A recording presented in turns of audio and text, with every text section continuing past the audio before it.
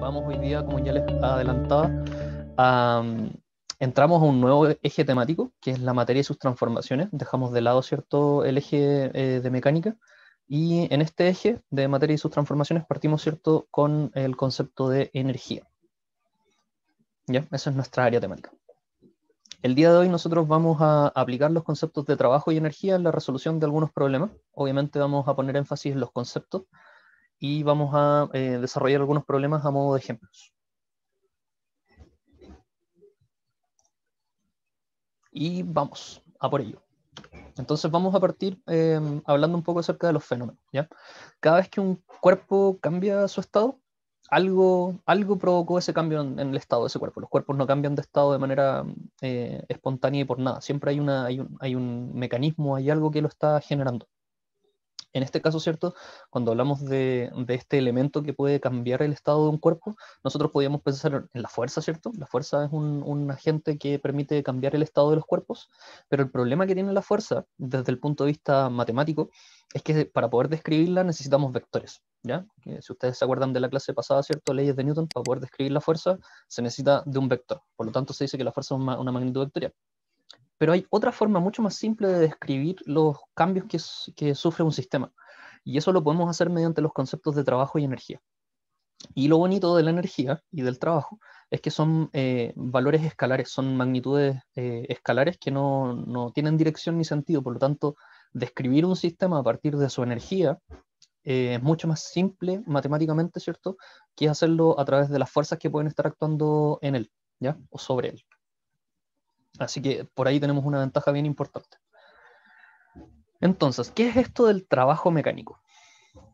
Bueno, el trabajo mecánico es, como muchas otras cosas en la naturaleza, una forma de energía. En este caso, ¿cierto?, definimos el trabajo como el desplazamiento que un cuerpo realiza multiplicado por la fuerza que actúa sobre este cuerpo o sobre este objeto, pero también el trabajo da cuenta de una transferencia de energía entre el sistema y su entorno. Entonces, si nosotros definimos un sistema, cualquiera que sea, ¿cierto?, el sistema va a estar definido por sus componentes, ¿cierto? Probablemente por una barrera o alguna especie de elemento que defina qué es lo que está dentro del sistema y qué es lo que está fuera. Y en este caso, ¿cierto? Si nosotros realizamos trabajo sobre el sistema, podemos entregarle energía, podemos hacer que el sistema adquiera mayor energía que la que tenía antes, o podemos hacer que el sistema pierda energía y tenga una energía menor a la que tenía antes. Por eso es que decimos que el trabajo es igual a la variación de energía. Recuerden que en física este triangulito que tenemos acá es una letra griega, ¿cierto? Mayúscula, que se llama delta. Y el delta E significa variación de energía. Por lo tanto, es el trabajo, que se representa con la letra W, por obviamente su palabra en inglés, work, se representa de esa forma. El trabajo entonces es la variación de energía que se puede producir en un sistema, ya sea que entre energía al sistema o que salga energía al sistema. No, Oscar, acá no entra la ecuación de Albert Einstein, E igual mc cuadrado. Eso es parte de una física que no se estudia en el plan común, que se estudia en el específico, ¿cierto? En el específico de física. Pero está súper relacionado con lo que estamos hablando, efectivamente. Eso es la energía. Sí, también es súper pertinente lo que menciona el Oscar, porque, claro, efectivamente eso también habla de energía, pero habla de otro tipo de energía, una energía que está asociada a las partículas fundamentales, ¿cierto? Entonces, cuando nosotros levantamos un objeto, estamos realizando trabajo mecánico. Cuando nosotros empujamos un mueble y el mueble se mueve, estamos realizando trabajo mecánico. ¿Ya? Cada vez que se aplica fuerza y un objeto se desplaza, nosotros estamos invirtiendo sobre ese cuerpo trabajo mecánico. ¿Ya?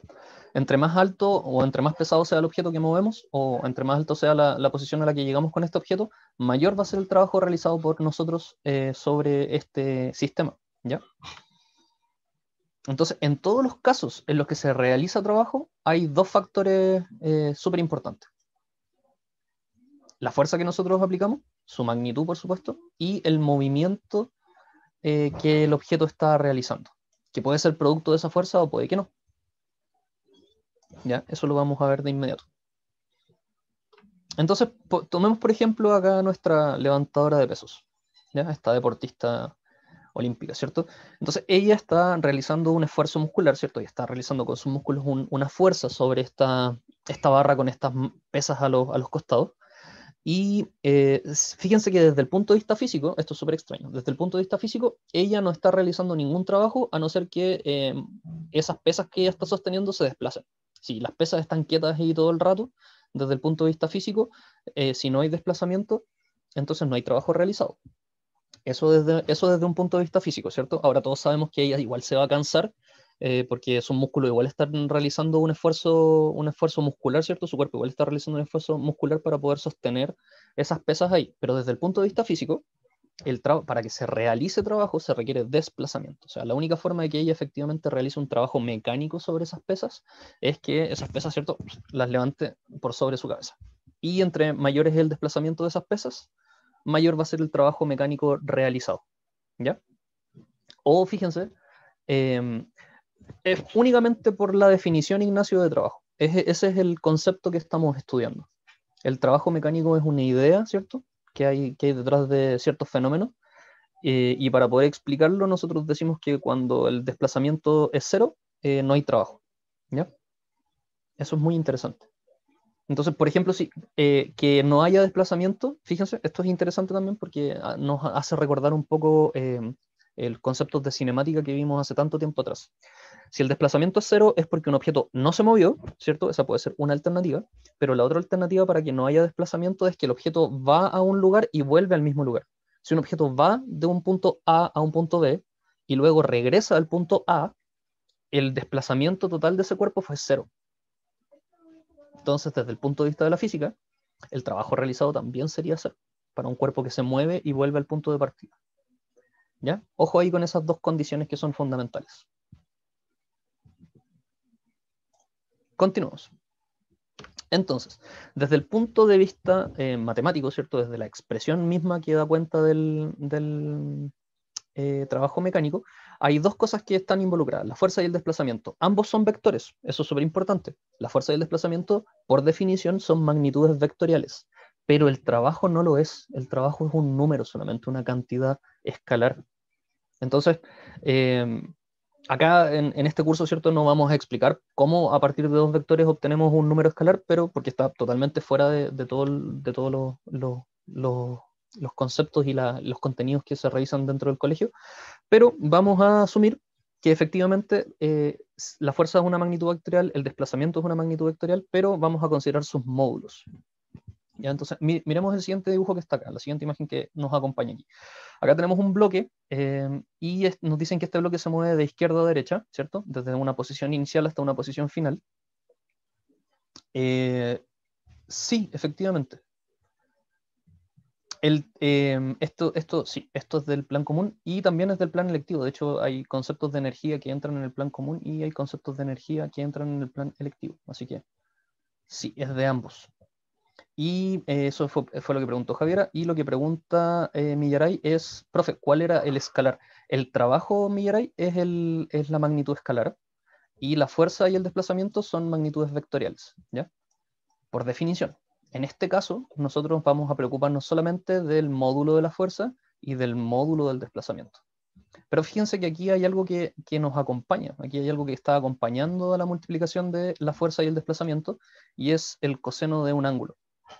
En este caso, fíjense bien, este ángulo es el ángulo que está comprendido entre los vectores, ¿ya?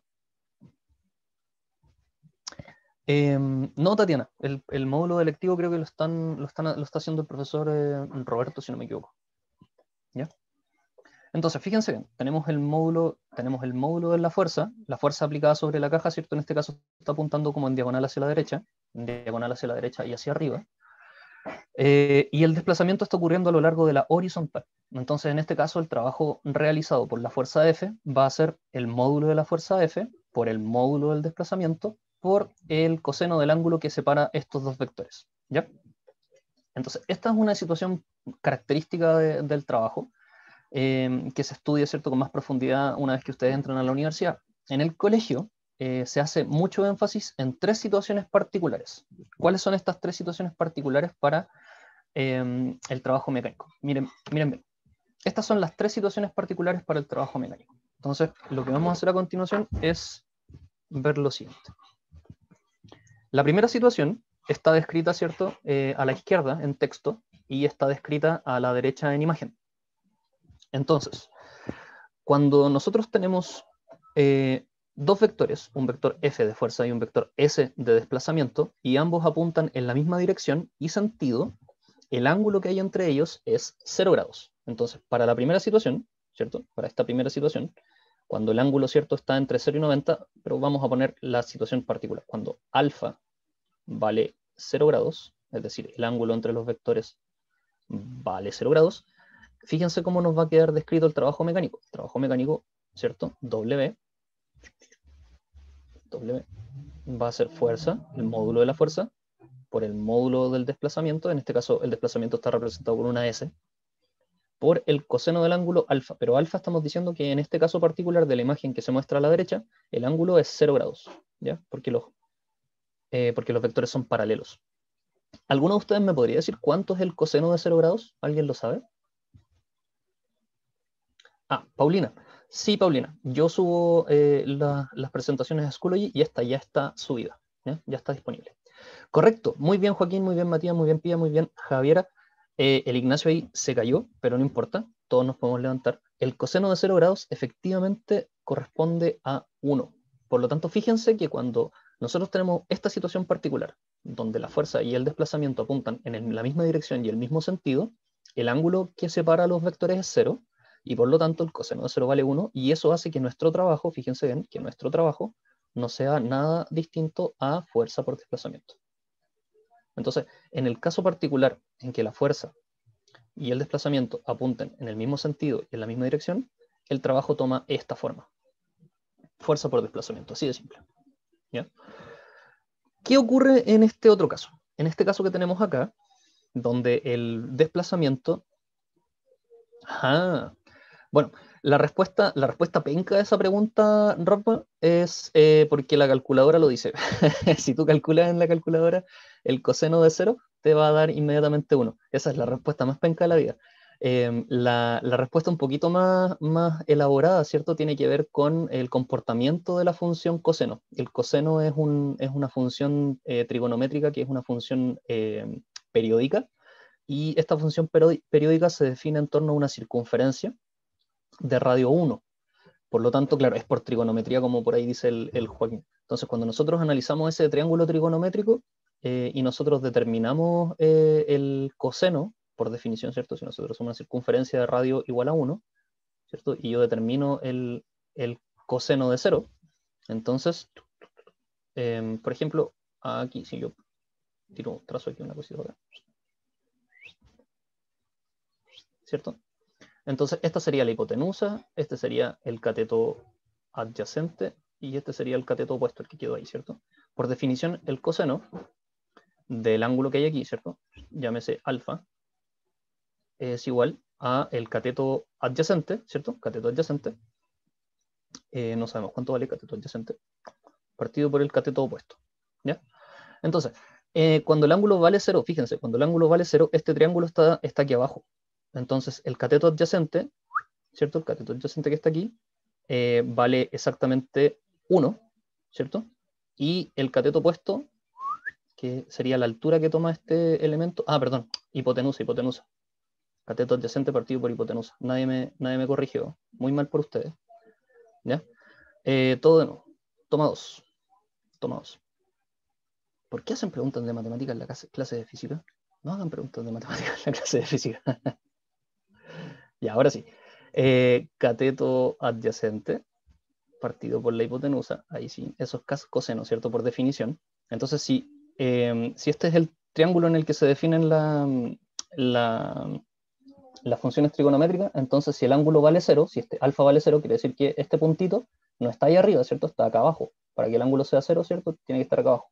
Y en esas condiciones, el cateto adyacente, fíjense, va a tener una longitud igual a 1, porque esta circunferencia habíamos definido que tenía radio igual a 1, y la hipotenusa, que es este valor, esta línea que está acá, va a quedar aquí también. Entonces nos queda 1 partido en 1, y eso es igual a 1. Por eso es el coseno de 0 grados, por eso que el coseno de 0 grados es igual a 1, ¿ya? Está bien, está bien, está bien. Hicimos un pequeño paréntesis matemático, ¿ya? Entonces, fijémonos ahora en la segunda situación del trabajo, ¿ya? El trabajo realizado por una fuerza que es antiparalela al desplazamiento, es decir, tenemos una fuerza hacia la derecha y un desplazamiento hacia la izquierda, ¿ya? ¿Cuánto vale el ángulo entre los vectores? Felipe, el vector S es el desplazamiento, así le llaman acá en esta imagen. S es desplazamiento, F es fuerza. Entonces vamos a notar acá arriba, ¿cierto? S igual a D, ¿cierto?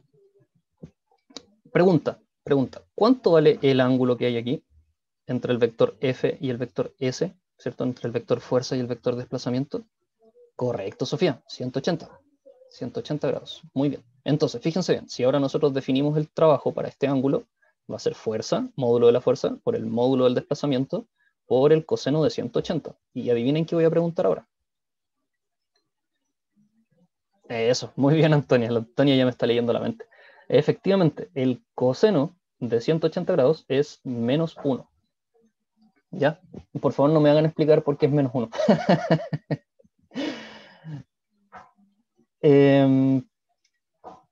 Entonces, ¿cómo quedaría este trabajo?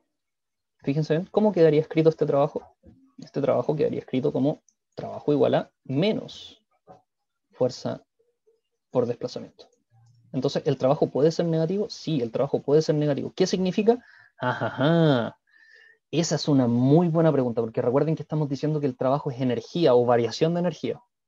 Nosotros dijimos que el trabajo podía ser la energía que entra a un sistema o que sale de un sistema. Entonces, aquí nosotros vamos a tener que hacer una interpretación física del fenómeno. ¿Por qué este trabajo es positivo? ¿Por qué este trabajo es negativo? Esta interpretación es súper importante, ¿ya? Si el trabajo entonces corresponde a la variación de energía en un sistema, en este caso donde el trabajo es positivo, el trabajo está entrando al sistema. Aquí el trabajo está entrando al sistema. Y cuando el trabajo es negativo, muy bien María Jesús, muy bien Cote, el trabajo sale, está saliendo energía del sistema. ¿Qué fuerza podría sacar energía de un sistema? Esta es una pregunta súper buena, pregunta PTU. ¿Qué tipo de fuerza podría hacer que de un sistema se salga energía? Muy bien, Constanza. Oye, que están súper pillos hoy día. Efectivamente, Joaquín y Constanza, el roce es la fuerza que en este caso produciría que un sistema se saliera, ¿cierto? ¿Y en qué tipo de energía se transforma el roce? En calor. Muy bien, Joaquín. No, ya tengo tableta digitalizadora. No, sí, ya no mejoré tanto con el mouse como para llegar a este nivel de, de caligrafía. No, esto estoy con una tableta. Así que sí. Ya, entonces esa es la interpretación importante que hay que hacer. Si el trabajo es positivo, está entrando al sistema. Si el trabajo es negativo, quiere decir que hay energía que está saliendo del sistema, al entorno. ¿Ok? Lo que acabo de responder justamente, ¿cuál era el significado de los signos asociados al trabajo, Aileen? ¿Cuál es el significado de los signos que están acá en el trabajo? El significado de los signos es esto. Si el trabajo es positivo, es que hay energía que está entrando al sistema, del entorno hacia el sistema, entra. Y si el trabajo es negativo, es porque hay energía saliendo del sistema. Y aquí nosotros hicimos, ¿cierto?, la analogía de qué tipo de fuerza podría ser la que saca energía de un sistema. Bueno, aquí ustedes dijeron, ¿cierto?, la fuerza de roce, ¿cierto? La fuerza de roce. Esa fuerza podría sacar energía de un sistema. ¿Ya? Y la última situación para el trabajo es cuando el desplazamiento y la fuerza forman un ángulo de 90 grados. Da lo mismo si el desplazamiento es el que apunta para la derecha y la fuerza para arriba, o el desplazamiento apunta para abajo y la fuerza hacia la derecha. Da lo mismo aquí, lo importante es que se forme el ángulo de 90. Así que adivinen cuál va a ser la pregunta que vamos a hacer respecto al ángulo de 90. ¿Ya? Si alfa vale 90, entonces, es decir, si la fuerza y el desplazamiento forman un ángulo recto, el trabajo va a quedar definido como fuerza por desplazamiento coseno de 90 grados. Y como por ahí ya se están anticipando, ¿cierto? Esta cosa que está aquí vale 0. Y si el coseno de 90 es 0, y está multiplicando el desplazamiento y está multiplicando la fuerza, entonces acá tenemos una multiplicación donde uno de los términos es 0. Eso quiere decir que el trabajo mecánico realizado por una fuerza perpendicular al desplazamiento es igual a 0. Es decir, una fuerza perpendicular al desplazamiento no realiza trabajo. En otras palabras, por ejemplo, si yo quisiera mover esta caja, si yo esta caja la quisiera mover, pero estoy aplicando una fuerza hacia abajo, voy a mover esta caja en algún momento, ¿no? O sea, no, claro que no. La única forma de mover esta caja, ¿cierto?, es aplicando una fuerza que sea un poquito hacia la derecha, un poquito hacia la izquierda, pero si la fuerza no tiene nada hacia la derecha ni nada hacia la izquierda, esta fuerza no va a mover jamás esta caja, a no ser que rompa el suelo, ¿cierto?, y la caja pase corbata para abajo. Pero eso es muy difícil que ocurra, ¿ya? Uno podría, Wolfgang, efectivamente determinar el trabajo que realiza sobre un objeto cualquier fuerza. Podríamos determinar el trabajo realizado por una fuerza externa, podríamos determinar el trabajo sobre un objeto realizado por la fuerza de roce, podríamos determinar el trabajo que realiza la fuerza peso, la fuerza normal, etc. Uno puede describir el trabajo que realiza cualquier fuerza sobre cualquier objeto.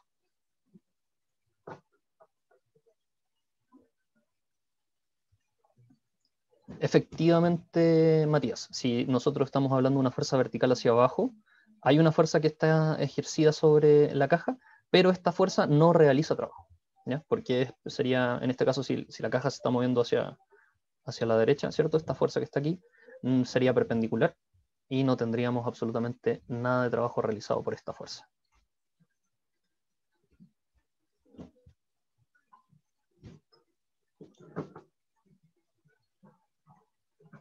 No importa, Antonio. Si tenemos, recuerda que estamos describiendo el trabajo realizado por una fuerza, pero eso no quiere decir que sea la única fuerza que actúa sobre un objeto. No vayan a pensar que en este caso, por ejemplo, en el segundo caso, ustedes podrían pensar o reflexionar al respecto de lo siguiente. Podrían decir, ¿cómo es que la caja se está moviendo hacia la izquierda si hay una fuerza que la está empujando hacia la derecha?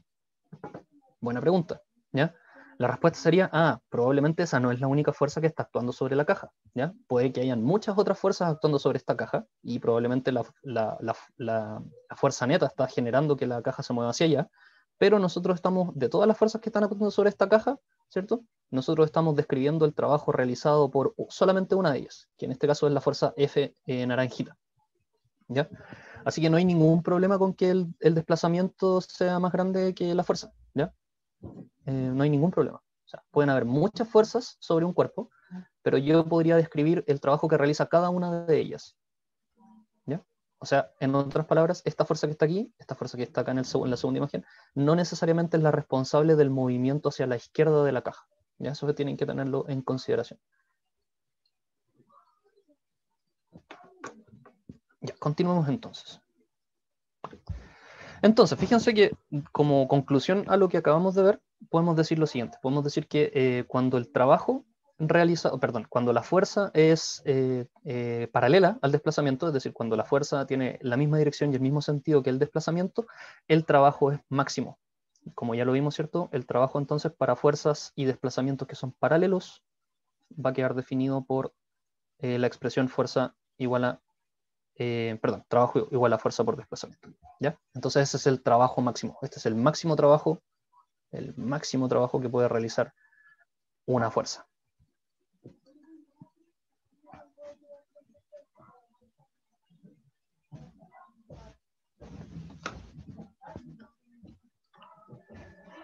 Ya, aquí viene un poco de conocimiento técnico nomás. El trabajo mecánico es una forma de energía, por lo tanto va a tener unidades de energía, ¿ya? En el sistema internacional la energía se mide en Joule.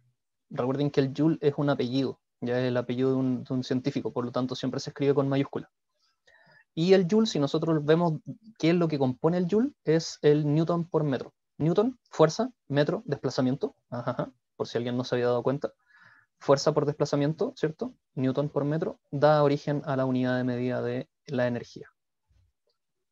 En otros sistemas de unidades, como por ejemplo el sistema CGS, la energía se mide en erg, ¿ya?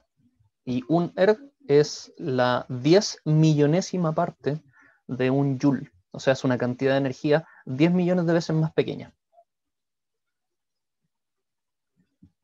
Para que ustedes se hagan una idea. Esta unidad en todo caso es súper poco utilizada, no se utiliza mucho. Es mucho más común ver esta unidad de energía, el joule, es mucho más utilizada. Pero esto es un poquito de cultura general. Ya, vamos con otro concepto que está relacionado a la energía. Es el concepto de potencia mecánica. El concepto de potencia mecánica, ustedes es muy probable que no lo hayan escuchado antes, o si lo escucharon, fantástico. Y tiene relación con dos elementos, con la energía y con el tiempo. Cuando nosotros hablamos de trabajo mecánico, perdón, de potencia mecánica, potencia P, no lo vayan a confundir con presión, ¿ya? Lamentablemente, ¿cierto? El abecedario tiene muy pocas letras, entonces en distintas cosas de la física las letras tienden a repetirse, pero en el área, todos estos símbolos, todas estas letras son contextuales. Es importante saber en dónde estamos metidos para saber qué significa. Si estamos en el contexto de energía, esta P representa potencia, ¿ya? Potencia mecánica. Y la potencia no es otra cosa que energía partido en tiempo, ¿ya? Por lo tanto, sus unidades de medida van a ser el joule sobre segundo. Y a esa unidad de medida se le llama watt. También es un apellido, también con mayúscula. Sí, mira Joaquín, lo vamos a ver más adelante. Vamos a ver una pregunta que está asociada al concepto de trabajo, justo en un ratito más, así que no panda el cúnico. Efectivamente, Joaquín, la potencia también es una magnitud escalar. Sí. Y generalmente nosotros vemos esta unidad de medida en las ampolletas, o en los aparatos eléctricos. Es súper común ver que esta unidad de medida aparezca en ampolletas, ¿cierto? O hervidores, o microondas, o secadores de pelo, etc. ¿Ya? Que justamente aquí voy a usar el lenguaje de una manera muy, muy mala, el famoso wattaje, ¿ya? De hecho, los parlantes también tienen unidades de watts, ¿ya? El watt. Entonces, la potencia es energía sobre tiempo. Desde el punto de vista conceptual, si nosotros queremos entender qué es la potencia en física, la potencia es la rapidez con la que un sistema transforma energía. Por ejemplo, un parlante de, digamos, 500 watts. ¿Qué significa eso? Un parlante de 500 watts toma 500 joules de energía y 500 joules de energía por segundo, ojo ahí, 500 joules de energía por segundo, y los transforma en sonido. Entonces un parlante lo que hace es tomar 500 joules de electricidad, ¿cierto? De electricidad, 500 joules por segundo y los transforma en sonido. Entonces, básicamente, la potencia es qué tan rápido un sistema transforma energía de un tipo a otro tipo. Entonces, acá estamos transformando energía eléctrica en un parlante, ¿cierto? A sonido, ¿cierto? Y esa es la velocidad con la que está transformando la energía. 500 joules por segundo transforma 500 joules por segundo, ¿cierto? De electricidad a sonido. Un parlante de 500 watts, en este caso.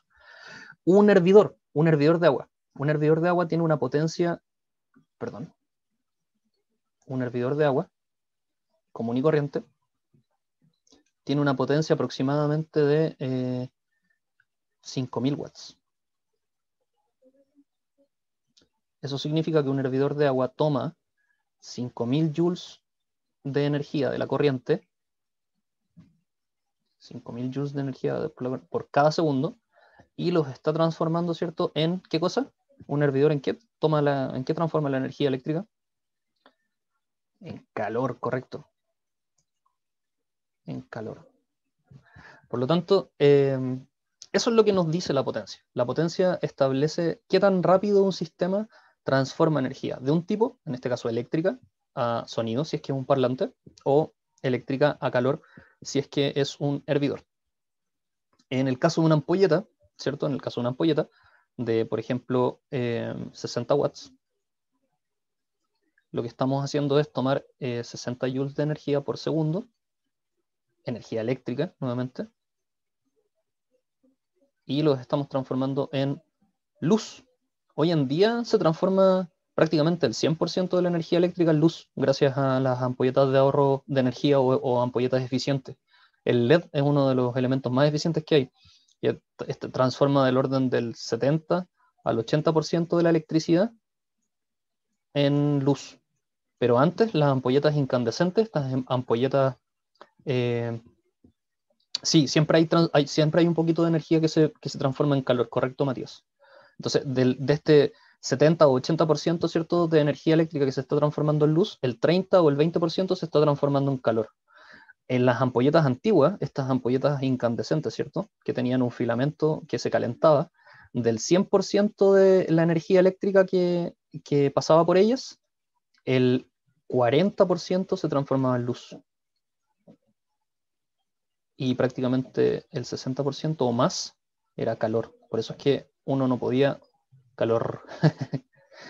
Por eso es que uno no podía tocar estas cuestiones cuando estaban encendidas, porque estaban a una temperatura gigantesca, ¿ya?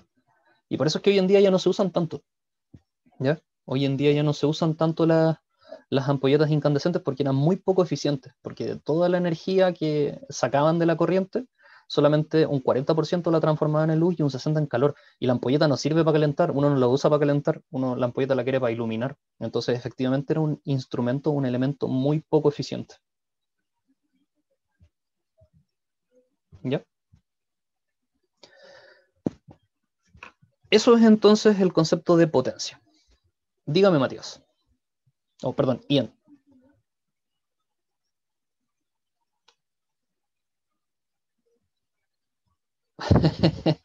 Sí, ¿por qué no? Todo podría... creo que no, Ian. Creo que no. No estoy seguro, la verdad. No revisé si el concepto de potencia estaba dentro de la PTU. Ya, entonces, fíjense. Vamos con modelo PTU 2021. Veamos qué nos dice esto respecto al concepto de trabajo. Entonces observen el enunciado que está acá. Dice, dos vehículos poseen rapideces distintas al momento de aplicar los frenos, recorriendo ambos una distancia recta horizontal. Recorriendo ambos una misma distancia recta horizontal mientras se detienen completamente.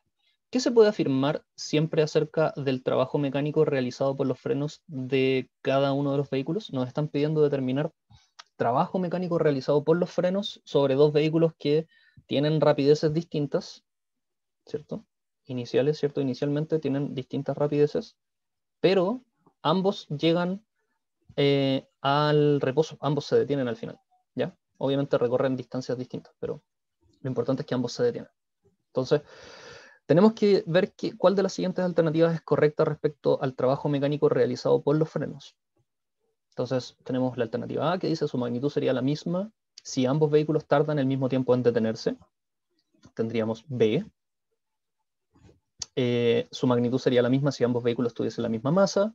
C, su magnitud sería mayor para el vehículo que lleva una mayor rapidez.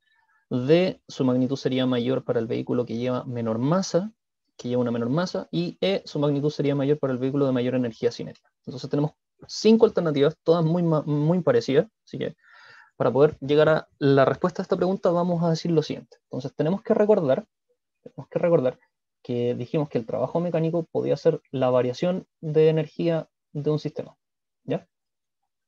En este caso, dos vehículos que se están moviendo van a tener un tipo de energía que se denomina energía cinética. Por lo tanto, aquí le vamos a poner un delta E sub C de energía cinética, ¿ya? El delta ustedes ya saben que significa final menos inicial. Por lo tanto, acá vamos a tener una energía cinética final menos una energía cinética inicial, ¿ya? Pero vamos a tener dos vehículos, ¿ya? Vamos a tener un vehículo 1 y un vehículo 2. Entonces, energía cinética final para el primer vehículo, energía cinética inicial para el primer vehículo. Y ahora aquí vamos a hacer lo mismo. Energía cinética final para el vehículo 2 menos energía cinética inicial para el vehículo 2. Entonces, lo interesante de esto es que como los dos vehículos se detienen al final, la energía cinética del vehículo 1 va a ser 0, porque recuerden que la energía cinética depende de la velocidad, y las energías cinéticas iniciales van a depender de sus velocidades o de su rapidez, ¿ya?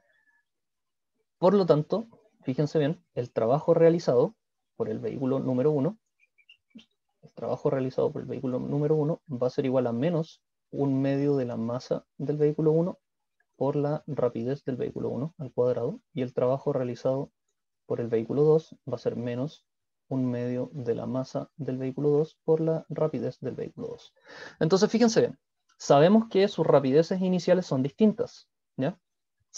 Tenemos información respecto a sus masas, sabemos si uno tiene más masa que la otra, sabemos si son de igual masa, no tenemos idea. Entonces, fíjense que como no tenemos información respecto a las masas, podemos inmediatamente, ¿cierto? ¿De dónde salió ese 1? Es un medio. Así es la relación. Así es la relación de... Ya vamos a explicar esto más adelante, no se preocupen. Lamentablemente esta pregunta hace referencia a un concepto que todavía no hemos explicado, que es el concepto de energía cinética, así que les pido que aguanten nomás, ¿ya? Entonces, fíjense bien. No tenemos información respecto a las masas, no sabemos si son distintas, no sabemos si son iguales. Por lo tanto, fíjense bien, podemos inmediatamente descartar todas aquellas que tienen masa, ¿ya? Ya, súper bien, ¿ya? Entonces, como no sabemos cómo son sus masas, no podemos establecer una respuesta respecto a ellas. Veamos qué es lo que dice respecto a... No, quedan contenidos todavía, Javi. Su magnitud sería mayor para el vehículo que lleva una mayor rapidez. Ese es el problema acá. Es cierto, si tuvieran masas iguales, fíjense bien, si las masas fuesen iguales, el vehículo que lleva mayor rapidez efectivamente tendría que hacer un mayor trabajo para detenerse, pero no sabemos si son masas iguales o si son masas distintas, entonces esta también la vamos a descartar, ¿ya? Y por último nos quedan la A y la E. Dice, su magnitud sería la misma si ambos vehículos tardan el mismo tiempo en detenerse, y E, su magnitud sería mayor para el vehículo de mayor energía cinética. Entonces, si ambos se demoran el mismo tiempo en detenerse, pero llevan rapideces distintas, eso haría inmediatamente que el vehículo que frenó con mayor rapidez, que frenó en el mismo tiempo que el otro, que iba con menor rapidez, su trabajo fuese mayor. Acá el trabajo, respecto a esto, ¿cierto? Si el tiempo de frenado es el mismo, pero un vehículo iba más rápido que el otro, el vehículo que iba más rápido tuvo que frenar más fuerte, ¿cierto? Tuvo que hacer más fuerza, los frenos tuvieron que hacer más fuerza para detenerse al mismo tiempo que el que iba más lento. Por lo tanto, desde el punto de vista lógico, ¿cierto? La A no puede ser. El trabajo realizado por dos vehículos que van a distintas velocidades o distintas rapideces, si frenan y se demoran lo mismo, entonces uno está frenando, un freno está haciendo más trabajo que el otro, ¿ya? Así que esto también la podemos descartar inmediatamente. Y por último, nos quedamos con la alternativa E. Su magnitud sería mayor para el vehículo de mayor energía cinética, que si no tenemos información respecto a las masas, es la que siempre va a ser cierta. Entre más grande sea la energía cinética de uno de los vehículos, mayor va a tener que ser el trabajo para poder detenerlo. Entonces, si yo tengo, no sé, por ejemplo, si un vehículo va a 30 kilómetros por hora, ¿ya? Y otro vehículo va a 70 kilómetros por hora, ¿ya? Entonces, este vehículo, producto de su masa y producto de su rapidez, va a tener una cierta energía cinética, ¿cierto? Este también va a tener una cierta energía cinética. Y si yo quiero detener estos vehículos, fíjense bien, si yo quiero que la energía cinética sea cero, yo tengo que sacarle energía al sistema. ¿Cómo le saco energía al sistema? Mediante, ¿cierto?, el concepto de trabajo. ¿Cómo le saco energía al sistema? Mediante el concepto de trabajo. Entonces, si esta energía cinética era más chiquitita y esta energía cinética era más grande, entonces aquí el trabajo, ¿cierto?, va a tener que sacar menos energía del sistema, pero aquí el trabajo va a tener que sacar más energía del sistema. Por lo tanto, desde ese punto de vista, la única respuesta posible era la alternativa E, que es la más general de todas, donde no habla de masas, donde no habla de rapidez ni de tiempo, sino que habla de energía cinética, de un concepto mucho más general.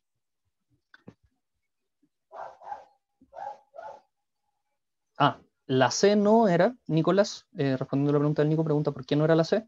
La C no podía ser porque si uno de los cuerpos, si el cuerpo que llevaba más rapidez tenía una masa muy pequeña, entonces podía que su energía cinética no fuese tan grande como la del otro vehículo. Entonces, no podemos llegar y decir que es a causa de la rapidez, ¿cierto? Porque no tenemos información respecto a las masas. Si tuviésemos información respecto a las masas, entonces podríamos a lo mejor esta podría ser la correcta, pero como no hay información respecto a la masa, no sabemos si hay una masa más grande que la otra o si son iguales, no podemos decir que esta siempre es cierta.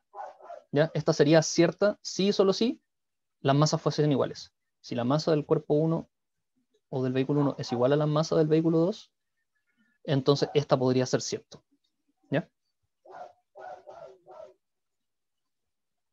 El concepto de trabajo tiene dos formas, ¿cierto? La manera matemática de determinar el trabajo, fuerza por desplazamiento, pero hay un concepto acá a través del trabajo, ¿cierto? Que es la variación de energía. Variación de energía. Entonces el trabajo se puede definir en base a estos dos conceptos. Fuerza por desplazamiento o variación de energía. En este caso, variación de energía cinética. Lamentablemente, les decía, este problema hace referencia a un concepto que vamos a ver ahora, ¿ya? Que es el concepto de energía cinética.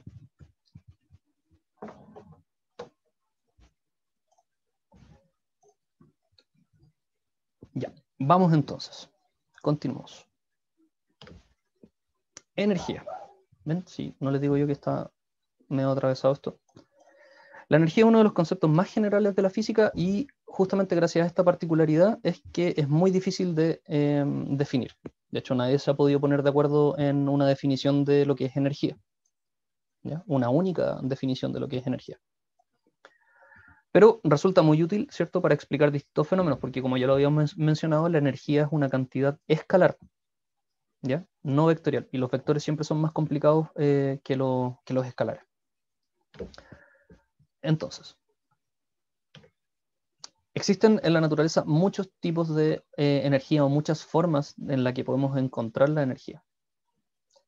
En el Sol, ¿cierto?, tenemos energía en forma de radiación, ¿cierto?, en forma de luz, calor. Como lo mencionaron delante, ¿cierto? Con la ecuación de Albert Einstein, tenemos también energía en forma de masa. Y por supuesto acá, ¿cierto?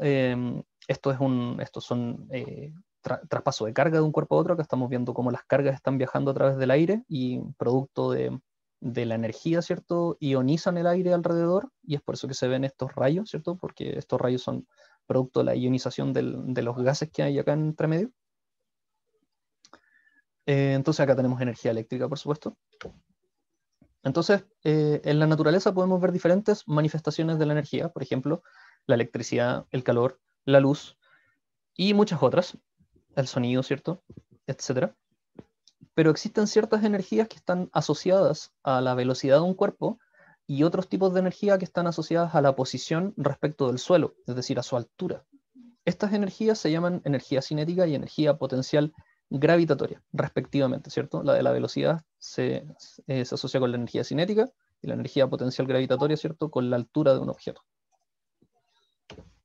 Entonces, desde el punto de vista de la física, nosotros decimos que la energía cinética no es otra cosa, ¿cierto?, más que una magnitud escalar que nos permite describir un cuerpo que se mueve con una cierta rapidez.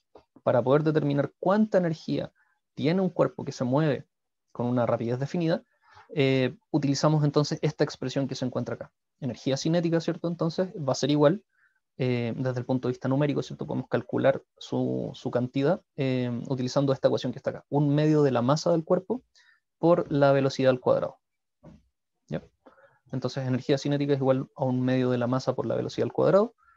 Y así podemos calcular esta cantidad. Ahora ustedes dirán, bueno, ¿y en qué unidades se mide? Muy sencillo, la energía, al igual que el trabajo, ¿cierto?, se mide en unidades de Joule, ¿ya? Así que, por lo tanto, acá tenemos kilogramos, ¿cierto?, que es la masa, y tenemos velocidad al cuadrado, que es metro cuadrado partido por segundo cuadrado.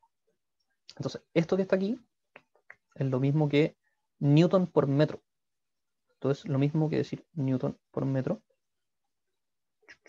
Y eso es lo mismo que decir Joule.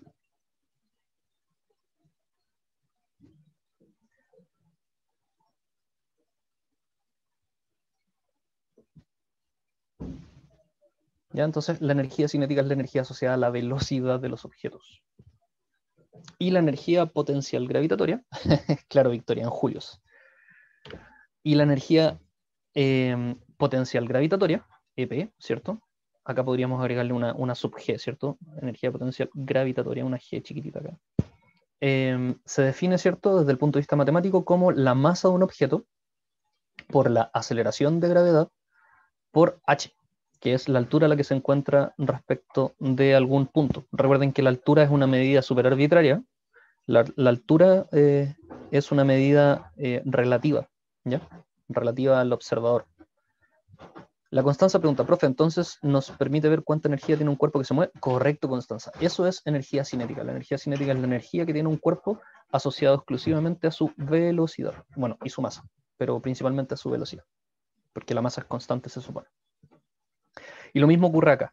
La energía potencial gravitatoria es la energía que está asociada a los cuerpos que se encuentran a una cierta altura respecto de algún observador, ¿ya? Porque nuevamente para un cuerpo la masa y la gravedad son valores constantes. H sería la única variable en esta ecuación, ¿ya? Entonces, como yo les decía, H acá está definido respecto a la superficie de la Tierra, pero en realidad H es un valor arbitrario, un valor relativo.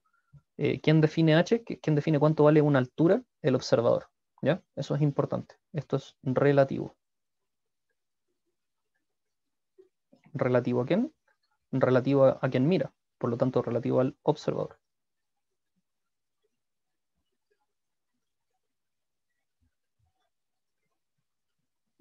Acá está, energía potencial gravitatoria, una energía asociada a la posición o altura de un objeto.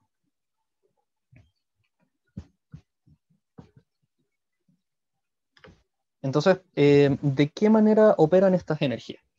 La energía potencial y la energía cinética están dentro de lo que se conocen como las energías mecánicas. Y en este caso, ¿cierto? Nosotros podemos utilizar los conceptos de energía potencial y energía cinética como dentro de lo que se conoce en física como los principios de conservación. Entonces, los principios de conservación en física nos permiten predecir fenómenos. Por ejemplo, si yo sé qué tan alto llega una persona escalando una colina, si yo sé qué tan alto, aquí está asociado esto a la altura, ¿cierto? Entonces, a través de los principios de conservación de energía, yo podría determinar con qué velocidad esta persona que se cayó de este risco va a llegar al suelo. Entonces, los principios de conservación me permiten justamente hacer esto. Si yo sé qué tan alto está una persona, yo sé cuánta energía potencial tiene en este punto, fíjense bien. Si yo sé a qué altura se encuentra, yo sé cuál es su energía potencial en ese punto. Por lo tanto, si la energía se conserva, en la medida en que esta persona cae, su energía potencial, aquí tenemos, llamemos esto el punto 1, la energía potencial aquí en el punto 2 va a ser menor, porque está a una menor altura de la que estaba antes. Fíjense. Y si esta persona llegara a estar aquí en el punto 3, la energía potencial en el punto 3 sería mucho menor. Perdón, hice el 3 al revés. Cuando la dislexia ataca. Entonces, si esta persona se cae y llega al suelo, en el punto 3 va a tener nada de energía potencial porque su altura respecto al suelo va a ser 0. Entonces, ¿qué pasó con toda esta energía que la persona tenía acá arriba y que empezó a desaparecer en la medida en que se fue cayendo?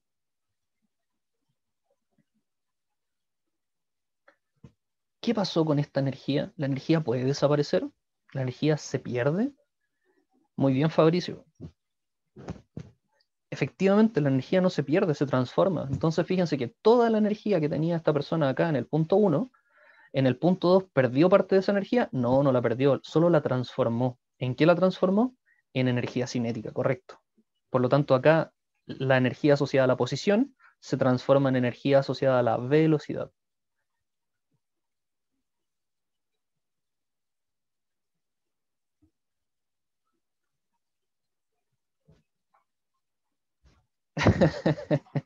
Cuando sepa les cuento. Entonces, fíjense que lo interesante de esto es que los principios de conservación nos permiten predecir los fenómenos que van a ocurrir. O sea, yo puedo predecir con qué velocidad, por ejemplo, podría llegar aquí al punto 3, ¿cierto? Yo podría determinar con qué velocidad esta persona va a llegar al punto 3 si sé desde qué altura cayó. Y eso es muy interesante, ¿ya? Esa es la gracia de los principios de conservación en física. Nos permiten predecir situaciones.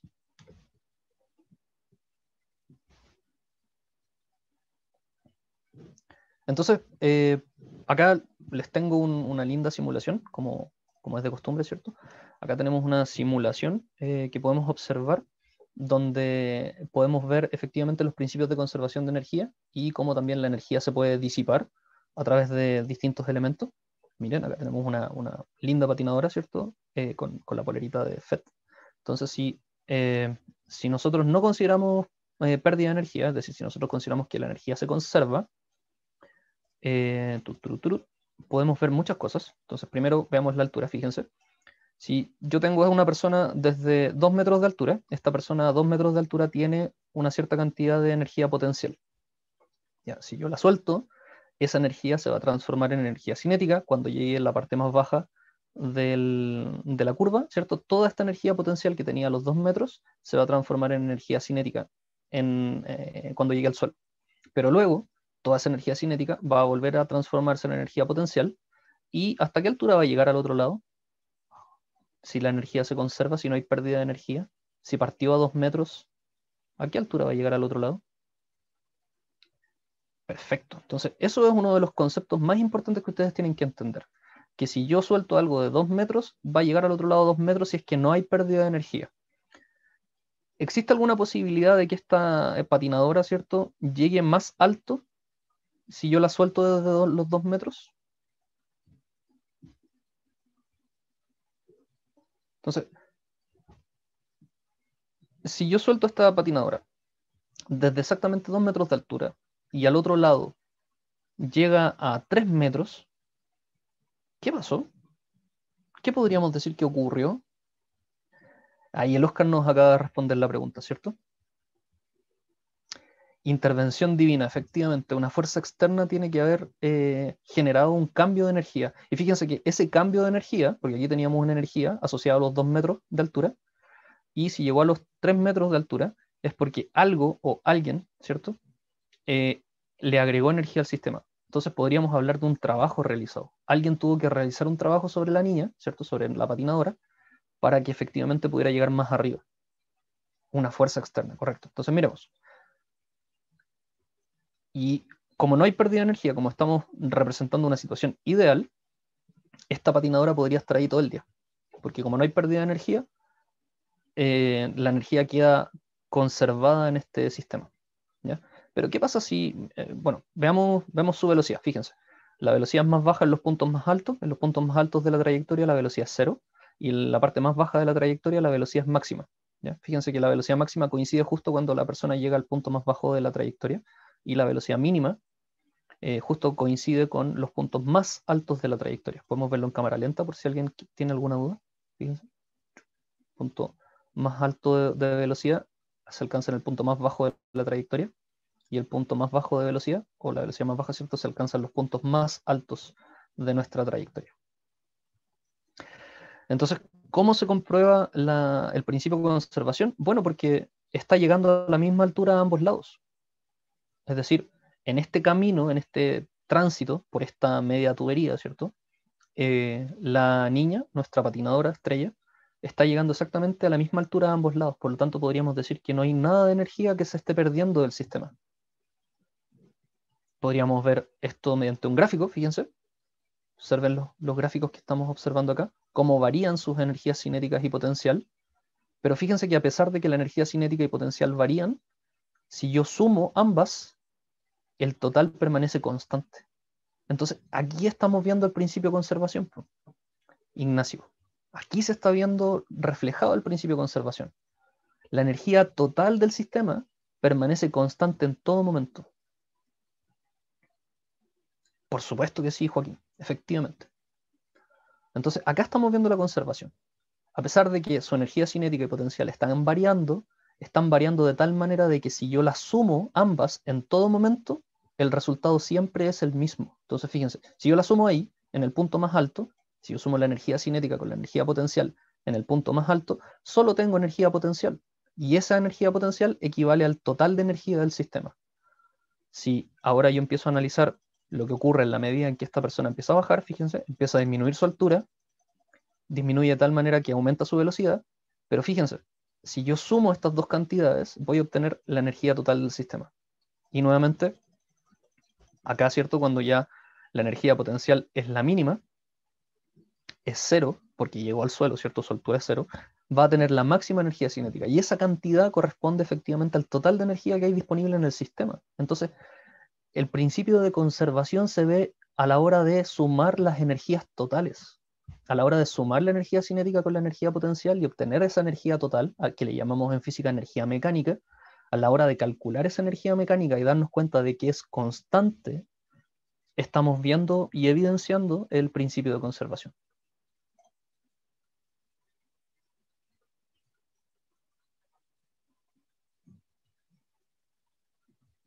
Entonces aquí podríamos ver gráficos. Fíjense, ahí podemos ver otro tipo de gráfico, ¿cierto? Y aquí viene, ¿cierto?, el momento de la verdad. ¿Qué pasa si este sistema hay una fuerza externa que actúa, como por ejemplo la fricción? Observen lo que va a ocurrir con el sistema y con la energía del sistema en la medida en que aparece esta fuerza externa, ¿cierto?, que genera un trabajo negativo. Recuerden, el trabajo que genera la fricción es negativa, porque siempre supone el desplazamiento. ¿Y qué es lo que va a ocurrir con la energía cinética, con la energía potencial? Y fíjense lo que va a ocurrir con la energía total. Por favor, pongan atención. Miren, le hemos agregado fricción al sistema. La fricción está generando energía térmica, el calor se sale del sistema, ¿cierto? El calor está saliendo del sistema. Y como consecuencia, observen qué es lo que está ocurriendo con su velocidad y con la altura de nuestra patinadora. Y esto es lo que ocurre en la vida real, producto de la fricción. El lugar desde donde partimos nunca es igual al lugar a donde vamos a llegar. Las alturas empiezan a disminuir poco a poco y por consecuencia también sus velocidades.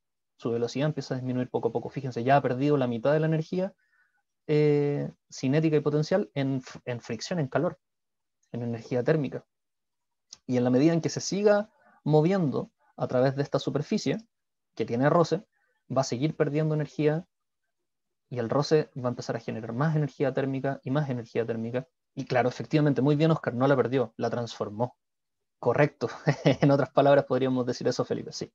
Y observen que una vez que el roce o toda la energía se ha transformado en roce, la energía cinética desaparece. Y fíjense, la cantidad de energía térmica que pudimos transformar fue igual a ¿qué cosa?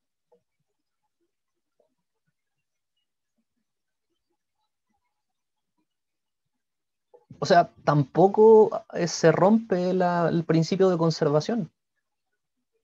O sea, no podemos transformar más calor que la que teníamos en el sistema. Claro, por supuesto. O sea, igual aquí se está dando el principio de conservación de energía, a pesar de que no lo veamos tan claro.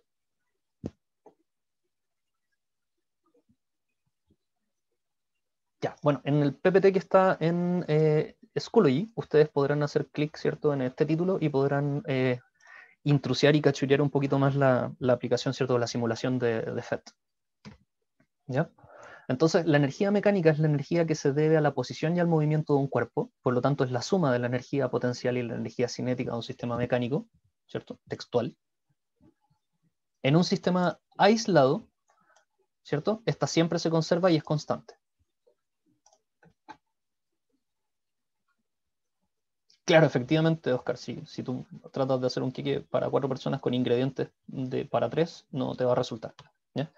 Y aquí tenemos un pequeño gráfico, ¿cierto?, de cómo varía la energía cinética en función del tiempo y cómo varía la energía potencial en función del tiempo y la energía mecánica en función del tiempo. Entonces, a pesar de que pueden haber variaciones tanto de energía potencial como energía cinética, la energía total de un sistema aislado siempre se conserva. Y la hora de la verdad. Entonces, fíjense, acá tenemos tremenda pregunta, PTU 2021, esto ya es del específico, fíjense, 74, de la PSU número 74. Dice, desde una ventana ubicada a la mitad de altura de un edificio, ya partimos con problemas, ya no es toda la altura, es la mitad. Entonces, un buen problema de física, ¿cierto?, se resuelve siempre con un pésimo dibujo. Ahí tenemos nuestro edificio. Aquí está la mitad del edificio. Dice, desde una ventana ubicada a la mitad de altura de un edificio se lanza verticalmente hacia abajo un cuerpo de 2 kilogramos de masa. Ya, perfecto, tenemos la masa del cuerpo. con una energía cinética inicial de 50 joules. Ya, entonces fíjense, en este punto, a la mitad de la altura del edificio, tenemos energía cinética, ¿cierto? 50 julios por ahí mencionaron, ¿cierto? 50 julios. ¿Ya? ¿Y cuánto tenemos de de energía potencial en este punto? No sabemos todavía. Si la altura del edificio es de 30 metros, ya, entonces toda esta altura, de aquí hasta aquí, ¿cierto? H igual a 30 metros. Por lo tanto, si estamos a la mitad de altura, aquí estamos a 15 metros, ¿cierto? Entonces vamos a tener una energía potencial gravitatoria asociada a 15 metros, es decir, masa por gravedad por 15 metros. ¿Ya? Porque recuerden que estamos a la mitad de la altura. Dice, si se considera la magnitud de la aceleración de gravedad igual a 10, ya, muchas gracias por eso, ¿cuál es la energía cinética del cuerpo cuando se encuentra a la mitad de su camino hacia el suelo? Ya, entonces nos están preguntando cuál es la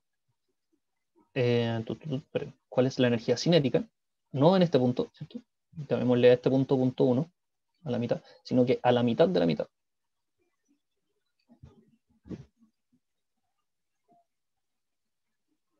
Sí, sí, efectivamente. Recuerden que la diferencia de mención es que se agregan preguntas de extra nomás.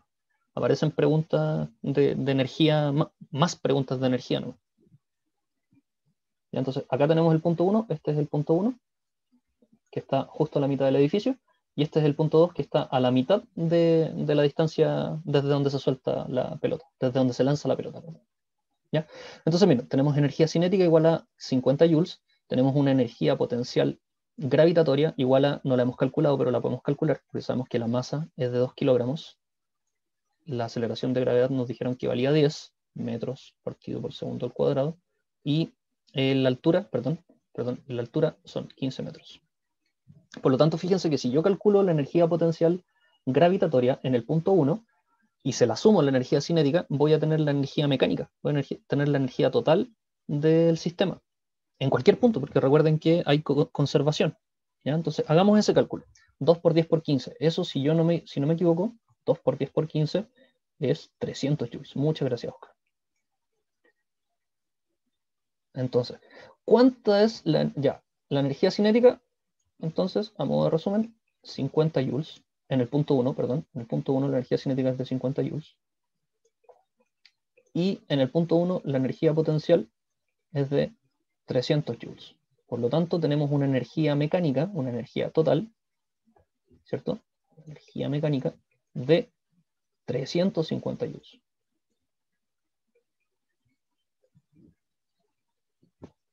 Muy bien. Ya, entonces la pregunta del millón es la siguiente. ¿Cuál es la energía cinética cuando el cuerpo se encuentra a mitad de camino hacia el suelo? Bueno, ¿cuánta energía cinética hay en el punto 2? Eso es lo que nos están preguntando. ¿Cuánta energía cinética hay en el punto 2? Eso es lo que tenemos que determinar. Entonces, esto parece difícil, pero en realidad es muy sencillo, porque basta con que yo sepa cuál es la energía potencial en el punto 2, y lo que me falte para completar los 350 va a ser lo que me va a quedar en energía cinética. Fíjense bien. La energía cinética en el punto 2 más la energía potencial en el punto 2 tienen que ser igual a la energía mecánica, es decir, a los 350 joules. La energía cinética, no tengo idea cuánto es en el punto 2, pero yo sé cuál es la altura a la que se encuentra el objeto en el punto 2. ¿Cuál es la mitad de 15? Pues recuerden que todo esto era 15. ¿Cuánto es la mitad de 15? 7,5 metros. Entonces, fíjense bien. La energía potencial gravitatoria en el punto 2 va a ser la masa del objeto por la aceleración de gravedad por 7,5 metros. Y eso tiene que ser igual a 350 joules. ¿Por qué? Porque la energía mecánica de un sistema aislado se conserva. Entonces acá estamos asumiendo, por supuesto, que no hay roce con el aire ni nada de esas cosas. Entonces acá tenemos 350 joules en total, de los cuales esos 350 joules, esto se va a encontrar en energía potencial. Entonces calculemos cuánto es la energía potencial. 2 por 10 por 7,5. Eso es 150. Correcto. Entonces acá, fíjense, en energía potencial gravitatoria, nos gastamos 150 joules de los 300 que teníamos. Por lo tanto, si la energía mecánica se conserva, entonces tenemos que siempre sumar 350. Entonces, ¿cuánto le falta a 150 para llegar a 350?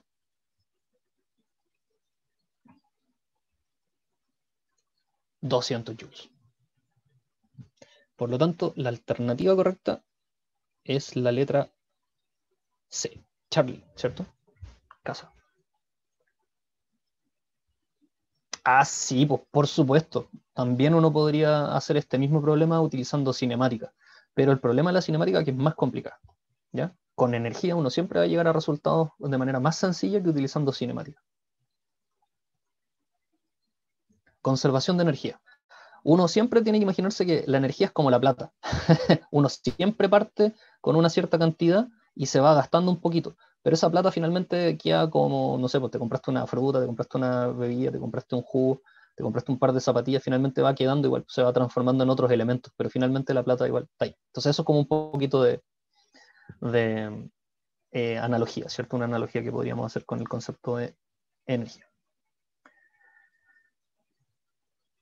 Bueno, chicos, chicas, eso ha sido todo por hoy. Espero que les haya quedado claro. No necesariamente, Nicolás. A ver si. Sí, pues efectivamente, en la medida en que uno disminuye, la otra aumenta en la misma cantidad. Sí, sí, Nico, efectivamente.